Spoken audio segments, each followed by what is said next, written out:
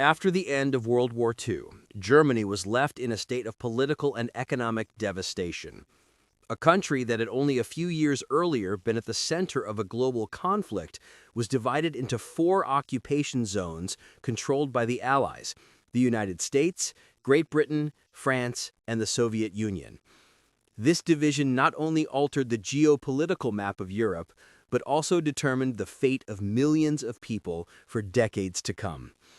In the East, under Soviet influence, the German Democratic Republic, GDR, was established, a state that sought to build a socialist society while keeping its citizens under strict surveillance. From its earliest days, the GDR created mechanisms to monitor even the smallest details of its citizens' lives. The most powerful and feared instrument of this control was the Ministry for State Security, known as Stasi. This was not merely an intelligence agency or police force. The Stasi was a complex network penetrating every sphere of life, from workplaces to family gatherings. Its mission was not only to identify the enemies of the state, but also to maintain an atmosphere of fear, where every word or gesture could be used against a person. The creation of the Stasi occurred amid political uncertainty. Soviet advisors played a key role in shaping its strategy and methods. Officially founded in 1950, the ministry became an integral part of the Socialist Unity Party apparatus. Its operations encompassed both internal security and foreign intelligence. The primary goal was to ensure total loyalty among the population and to suppress any signs of opposition. What distinguished the Stasi was not just intimidation, but a systematic collection of information. Its agent network included hundreds of thousands of unofficial collaborators, often unaware of the full extent of their participation. They could monitor neighbors, colleagues, friends, and even family members. Letters, phone calls, meetings in cafes, all of these could become sources of intelligence for the Stasi. The system was so thorough that even high-ranking officials lived in fear of potential denunciations.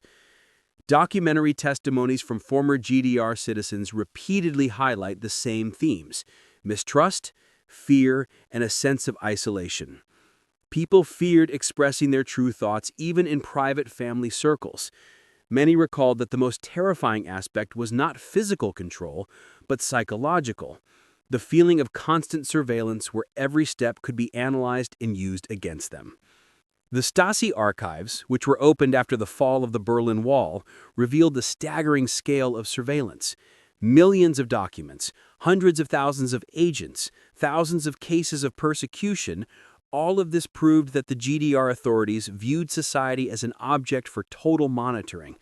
While many people, during the existence of the Stasi, were unaware of the extent of surveillance, today we can reconstruct the chronology and methods of one of the most fearsome intelligence agencies of the 20th century. This documentary material will reveal how the Stasi operated, the methods it employed, how ordinary citizens became informers against their neighbors and even relatives, and the price society paid for life under constant observation.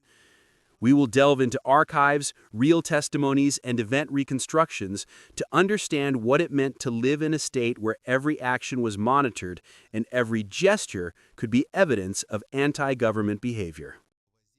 The Stasi was more than just a secret police force. It was a meticulously organized machine designed to monitor, control, and manipulate every facet of life in the German Democratic Republic. Its structure was hierarchical and far-reaching, reflecting the priorities of the Socialist Unity Party and its need to maintain absolute control. At the top sat the ministers and senior officers, directing a network of departments that specialized in internal security, intelligence, psychological operations, economic oversight, and the management of informants. Each department had specific responsibilities. The Department of Internal Security focused on detecting political dissent, monitoring citizens who might oppose the government, and preventing subversive activities. The Foreign Intelligence Department was responsible for gathering information abroad, tracking defectors, and infiltrating organizations outside the GDR. The Psychological Operations Department employed advanced techniques to manipulate public perception and break down the resolve of individuals deemed a threat. Lastly, the Informant Network Division coordinated thousands of unofficial collaborators across the country, forming the backbone of the Stasi's surveillance system. What set the Stasi apart from other intelligence agencies was the scale and depth of its operations.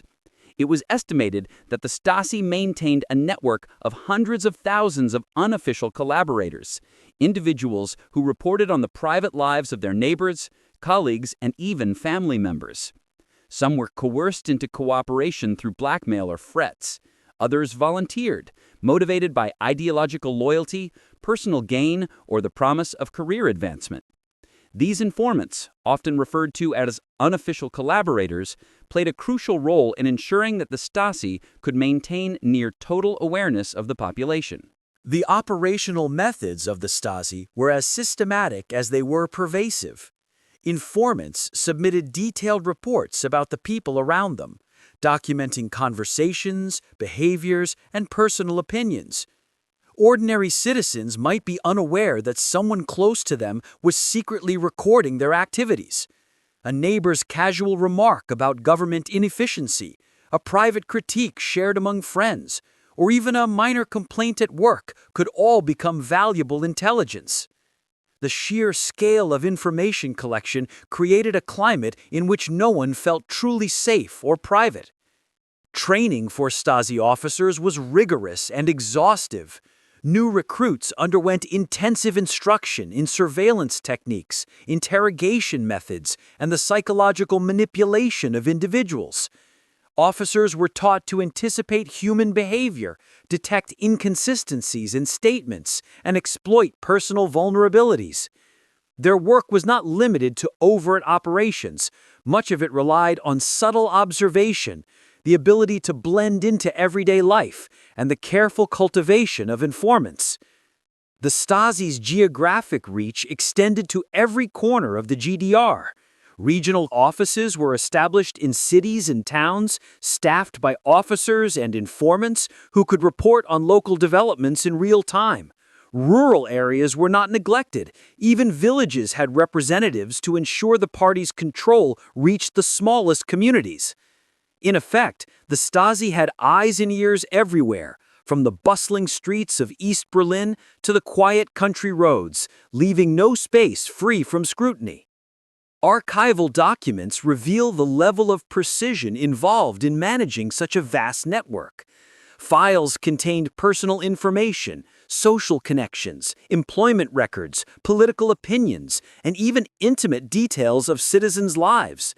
Reports were meticulously cataloged and stored in massive filing systems, enabling the Stasi to track individuals over years, sometimes decades. These records allowed them not only to monitor people's actions, but also to predict potential threats to the regime, plan interventions, and manipulate social dynamics. The Stasi's organizational structure was not just about control, it was also about creating a sense of inevitability. By embedding themselves in nearly every institution, workplace, and community, they made it clear that resistance was futile. Ordinary citizens knew, even if only vaguely, that any act of dissent could be discovered, documented, and punished.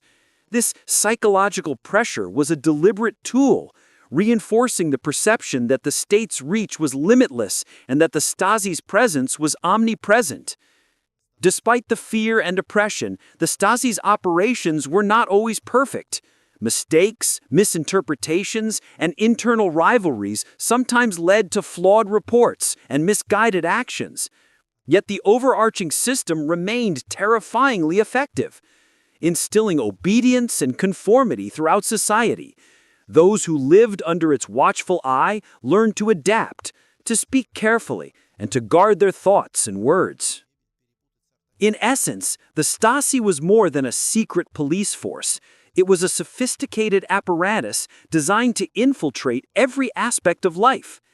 Its hierarchical structure, widespread informant network, and meticulous record-keeping allowed it to maintain an unprecedented level of surveillance and control. To understand life in the GDR, one must grasp the mechanisms of the Stasi, a force that transformed ordinary citizens into instruments of observation and turned trust into a weapon. Life in the German Democratic Republic was defined by an omnipresent sense of observation and control. For ordinary citizens, the Stasi was not an abstract institution operating behind closed doors. It was a constant reality, infiltrating homes, workplaces, schools, and social gatherings. Every interaction, every casual remark, and even private thoughts carried potential consequences. The pervasive surveillance created a society in which fear and mistrust became second nature, and where privacy was a concept largely forgotten. The methods employed by the Stasi were both sophisticated and invasive. Apartments were bugged with hidden microphones, telephone lines were tapped, and letters were intercepted and read. Informants were everywhere: neighbors, colleagues, teachers, and sometimes even family members. A casual comment about the inefficiency of a workplace, a whispered opinion about the government, or an expression of personal frustration could all be reported and documented. The pervasive surveillance created a society in which fear and mistrust became second nature, and where privacy was a concept largely forgotten. The methods employed by the Stasi were both sophisticated and invasive. Apartments were bugged with hidden microphones, telephone lines were tapped, and letters were intercepted and read. Informants were everywhere: neighbors, colleagues, teachers, and sometimes even family members. A casual comment about the ineffectiveness of a workplace, a whispered opinion about the government, or an expression of personal frustration could all be reported and documented. The most mundane events often became evidence for the authorities to monitor, manipulate, or punish individuals. Psychological pressure was a central tool of control. Citizens often lived in fear of denunciation. Families learned to speak cautiously. Friends withheld true opinions, and colleagues avoided controversial conversations. Trust became a fragile commodity. The Stasi's ability to turn ordinary people into informants meant that no one was entirely safe from surveillance. Even in seemingly private settings, conversations were filtered, gestures were calculated, and smiles could hide anxiety or suspicion. Many personal accounts reveal the deeply intrusive nature of Stasi operations. One teacher was summoned for questioning after a student reported a comment he made about governmental policies during a classroom discussion. A young woman came under surveillance because her brother had fled to the West, and her home was repeatedly searched for incriminating material. The psychological toll was immense. Constant fear, anxiety, and uncertainty shaped daily life. People learned to internalize their thoughts and monitor their own behavior, anticipating scrutiny where none was obvious. The Stasi also used techniques of subtle manipulation.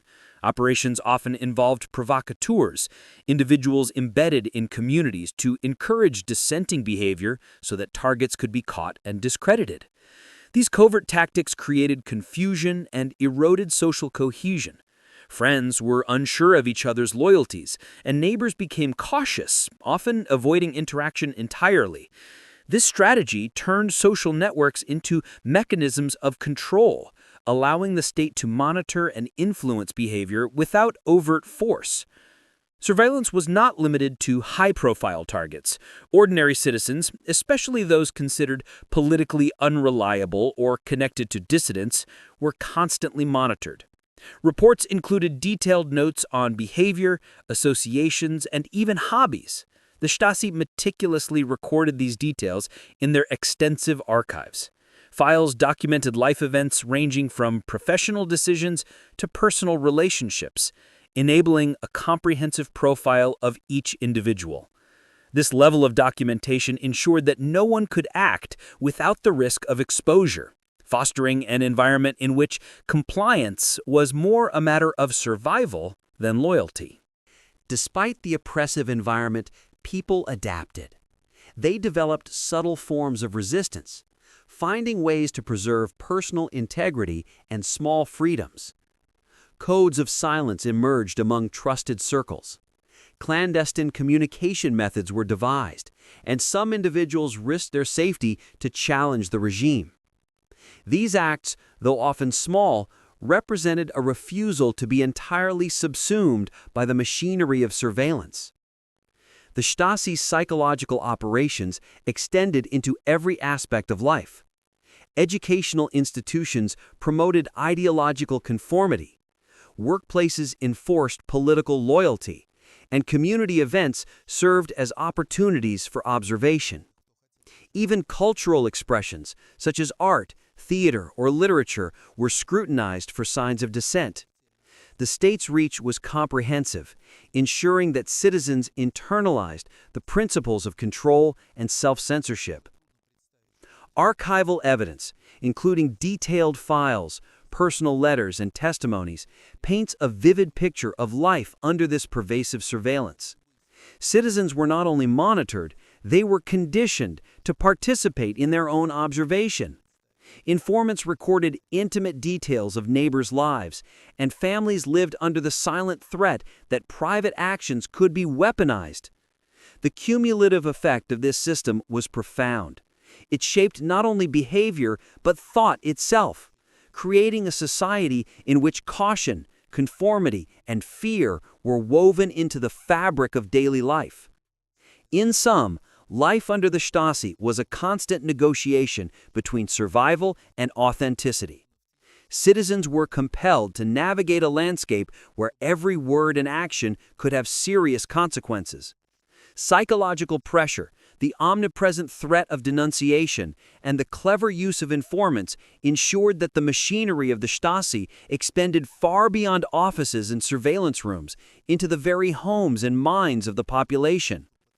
Understanding this reality is essential to comprehending the lived experience of the GDR, a society where the act of existing itself was constantly scrutinized.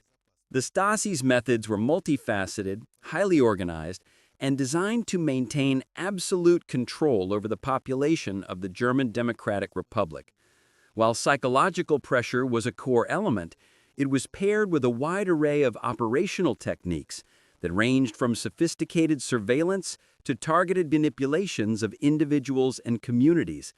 Their goal was not simply to collect information, but to anticipate, influence, and neutralize any threat to the regime.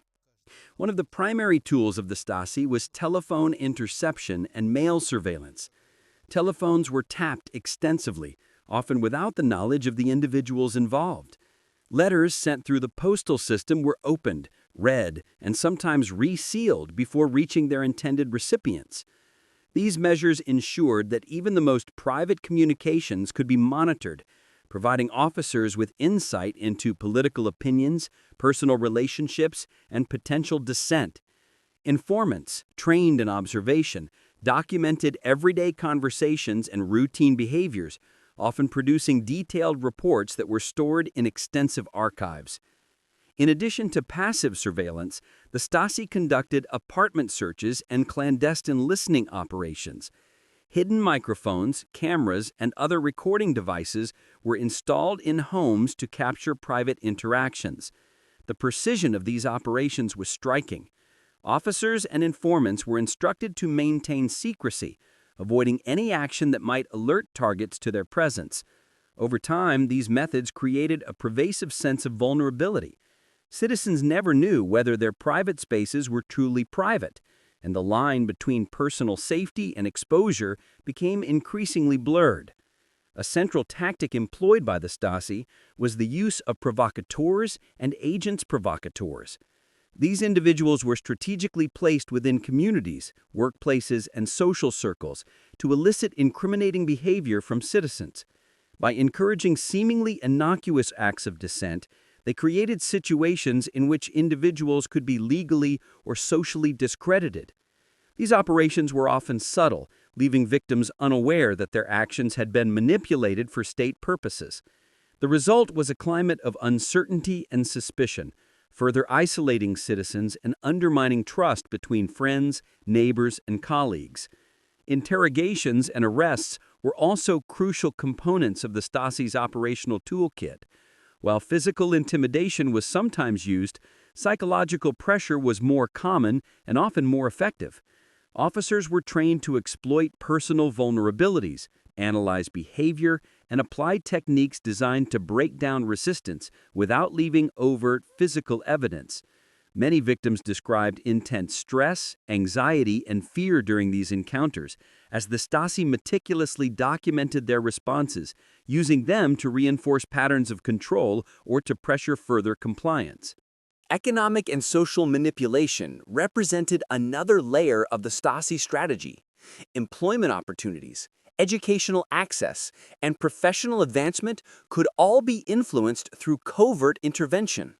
Citizens found themselves subject to subtle obstacles, a promotion denied, a job transfer, or even social exclusion, all orchestrated to reinforce loyalty to the state and discourage dissent.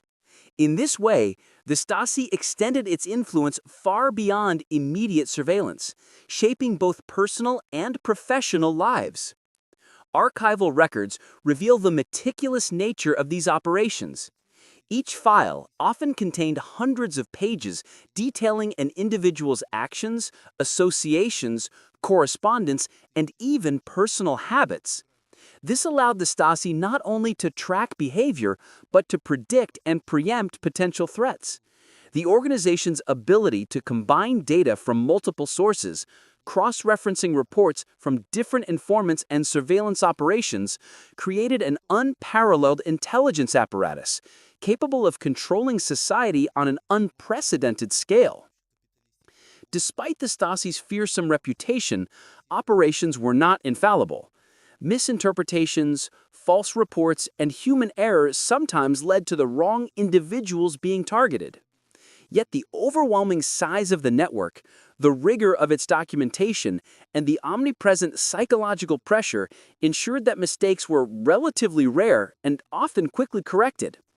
For the majority of citizens, the perceived reach of the Stasi was as powerful as its actual capabilities, reinforcing the culture of fear and compliance. In specific operations, highlight the ingenuity and ruthlessness of the Stasi.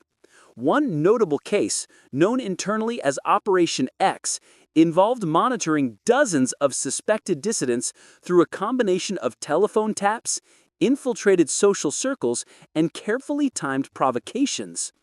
Over weeks and months, the Stasi gathered enough evidence to justify arrests, demonstrating their capacity for long-term, coordinated surveillance that combined both human intelligence and technical expertise. The cumulative effect of these methods was a society in which control was embedded in nearly every interaction. Citizens became participants in their own surveillance, sometimes unwittingly reporting on friends or neighbors, while constantly adjusting their behavior to avoid attracting attention.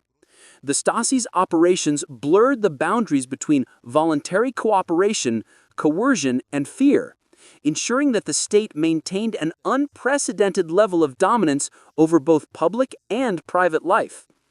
Ultimately, the Stasi's methods were not only about maintaining security, they were about shaping society itself. By combining surveillance, psychological manipulation, and social engineering, the Stasi created a climate in which obedience and conformity were internalized, rather than merely enforced. The lessons of these operations reveal the terrifying potential of a government with the means and the will to monitor, manipulate, and control its population in every aspect of life. The fall of the Berlin Wall in 1989 marked not only the symbolic collapse of the German Democratic Republic, but also the effective end of the Stasi as a controlling force. For decades, the Stasi had maintained a vast network of surveillance, intimidation, and manipulation, but with the sudden political upheaval, the machinery that had seemed invincible began to unravel. Citizens flooded the streets, demanding freedom, transparency, and accountability, and the once feared agents of the state found themselves facing a rapidly changing world that no longer tolerated secrecy or oppression. As the regime crumbled, archives that had been meticulously maintained for decades were exposed. Millions of documents detailing the lives, actions, and personal information of GDR citizens were revealed, many for the first time. The scope of the Stasi's control stunned the public. Countless reports from informants, surveillance records, and files on ordinary individuals showed a level of scrutiny and intrusion that few could have imagined. Suddenly, the private actions of countless citizens were laid bare, and a society built on secrecy and fear had to confront its past. The revelation of these archives had profound personal and social consequences. Families discovered that friends or relatives had been informants. Neighbors realized that conversations once considered private had been reported. And citizens learned that the state had maintained comprehensive files on even the most mundane aspects of their lives. For many, the sense of betrayal was devastating. Personal relationships were strained or broken, and the process of coming to terms with decades of surveillance became a deeply emotional journey. At the same time, former Stasi officers faced scrutiny and, in some cases, legal accountability. Those who had participated in coercion, manipulation, or abuse were confronted with the consequences of their actions, while others sought to explain or justify their involvement as merely following orders. The broader society had to grapple with questions of responsibility, complicity, and the limits of obedience under an authoritarian regime. The legacy of the Stasi extended beyond individual lives, shaping both public memory and historical scholarship. Archives were preserved and made accessible to researchers, educators, and the public, ensuring that the full scope of surveillance and control could be studied and understood. The files serve as a stark reminder of the dangers of unchecked power and the consequences of allowing fear and intimidation to govern a society. The collapse of the GDR also prompted reflection on the resilience and resistance of its citizens. Despite living under constant observation, many individuals found ways to maintain dignity, protect personal freedoms, and express dissent in subtle, courageous ways.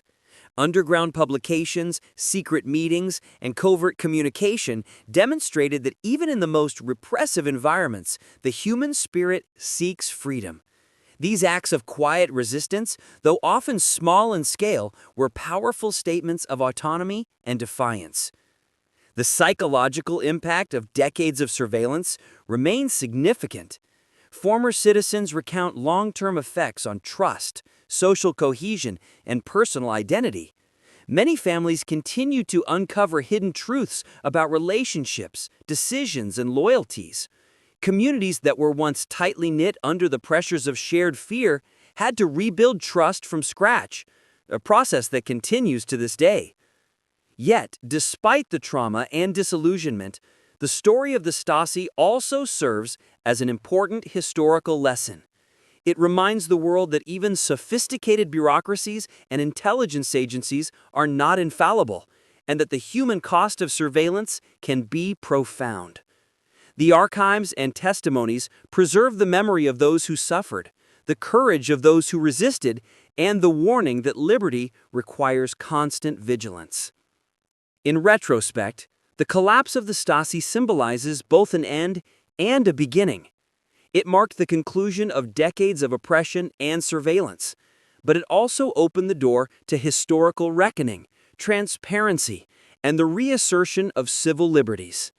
The lessons of the GDR and its secret police continue to resonate globally, informing debates about privacy, government oversight, and the delicate balance between security and freedom. Through the meticulous study of archives, interviews with survivors, and examination of operational records, historians and the public alike gain a clearer understanding of the mechanisms of control and the resilience of human society. The Stasi's legacy is a testament to the dangers of absolute power and the enduring importance of safeguarding freedom, trust, and personal autonomy. The history of the Stasi, the Ministry for State Security of the German Democratic Republic, offers a profound and unsettling insight into the capabilities of a state that sought to control every aspect of its citizens' lives. For over 4 decades, the Stasi operated as a sophisticated, omnipresent network, infiltrating homes, workplaces, social circles, and even private thoughts. Its combination of surveillance, psychological manipulation, and social engineering created a society in which fear, mistrust, and self-censorship became essential survival tools. The collapse of the GDR and the opening of the Stasi archives revealed the full magnitude of its operations, offering both a historical reckoning and a cautionary tale for future generations. One of the most striking lessons of the Stasi era is the sheer scale of human participation in the mechanisms of control. Hundreds of thousands of unofficial collaborators reported on neighbors, colleagues, and family members, often without fully understanding the consequences of their actions. Citizens became unwilling participants in their own surveillance, highlighting the vulnerability of societies in which fear and ideology are allowed to override ethical and social norms. The impact on personal relationships was profound. Trust between friends, spouses, and neighbors was eroded, and many individuals carried the psychological burden of betrayal for decades. The archives of the Stasi, now open to the public and to historians, provide an unparalleled window into the techniques and structures of totalitarian control. Millions of files document every conceivable aspect of human life: political opinions, social networks, professional behavior, hobbies, and intimate personal details. The precision and comprehensiveness of these records demonstrate not only the operational skill of the Stasi, but also the human cost of a state that prioritizes surveillance over freedom. Through these documents, we can trace the experiences of individuals who lived under constant scrutiny, understanding how ordinary people navigated a world in which privacy and autonomy were systematically undermined. Yet the story of the Stasi is not solely one of oppression. It is also a story of resilience, subtle resistance, and the enduring human desire for freedom. Despite the omnipresent threat of monitoring and reprisal, citizens found ways to protect personal integrity, communicate discreetly, and preserve private spaces, however limited. Underground networks, clandestine literature, and quiet acts of defiance offered glimpses of autonomy and courage. These acts, though often small and hidden, underscored the capacity of individuals to resist even the most pervasive systems of control. Remains a significant challenge for historians and citizens alike. The legacy of the Stasi extends beyond Germany's borders. In an era where questions of privacy, government oversight, and digital surveillance dominate public discourse, the experience of the GDR serves as a powerful reminder of the dangers inherent in unchecked state power. The Stasi exemplifies how a government can manipulate both information and society to maintain control, and how the erosion of transparency and accountability can devastate communities. The lessons are enduring.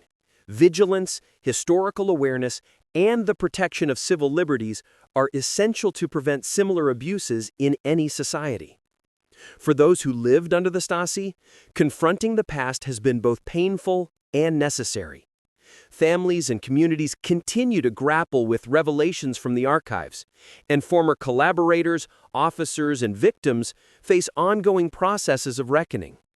Education about the Stasi's history has become a critical part of preserving democratic values, teaching future generations about the fragility of freedom and the importance of ethical responsibility in governance. Finally, the Stasi's story reminds us that power, no matter how sophisticated or comprehensive, is not absolute. The collapse of the GDR, the exposure of the Stasi files, and the resurgence of citizen autonomy illustrate that even the most pervasive systems of control can be challenged and dismantled. The courage of individuals who lived, resisted, and documented their experiences ensures that the lessons of this period endure. By studying and understanding the mechanisms of the Stasi, we not only honor the experiences of those who suffered, but also fortify our collective commitment to liberty, transparency, and human dignity. The Stasi's history is a testament to the profound consequences of surveillance, the resilience of human spirit, and the importance of safeguarding freedom. As modern societies confront new challenges in privacy, technology, and governance, the story of the Stasi stands as both a warning and a guide. Freedom requires vigilance, ethical leadership, and an unwavering commitment to protecting the rights and autonomy of every individual. The shadow of the Stasi may have lifted, but its lessons remain as relevant and urgent today as they were during the decades of its operation.